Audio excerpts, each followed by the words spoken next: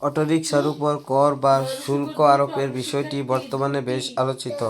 বিশেষ করে ব্যাটারি চালিত অটোরিকশার ক্রমবর্ধমান সংখ্যা এবং যানজট নিয়ন্ত্রণে সরকারের সাম্প্রতিক পদক্ষেপগুলো এই আলোচনায় নতুন মাত্রা যোগ করেছে। অটোরিকশার উপর কর কি ফি আরোপের প্রধান ক্ষেত্রগুলো নিচে তুলে ধরা হলো। লাইসেন্স ও নিবন্ধন ফি। পৌরসভা ও সিটি কর্পোরেশন এলাকাগুলোতে অটোরিকশা চলাচলের জন্য বার্ষিক নবায়নযোগ্য লাইসেন্স ফি দিতে হয়। অনেক ক্ষেত্রে সিটি কর্পোরেশনের নতুন করে লাইসেন্স প্রদান বন্ধ রাখলেও পুরনো লাইসেন্সধারীদের নির্দিষ্ট পরিমাণ পৌর কর বা ফি প্রদান করতে হয়। 2. আমদানিকৃত যন্ত্রাংশের উপর শুল্ক।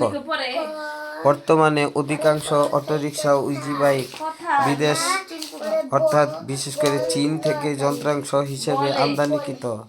বাজেটে প্রায়ই এই অটোরিকশায় যন্ত্রাংশ আমদানির উপর কাস্টম ডিউটি এবং ভ্যাট সমন্বয় করা হয়। দেশীয় শিল্পকে উৎসাহিত করতে বা আমদানির চাপ কমাতে অনেক সময় এই শুল্ক বাড়িয়ে দেওয়া হয়। ব্যাটারি চালিত রিকশায় আইনি জটিলতা।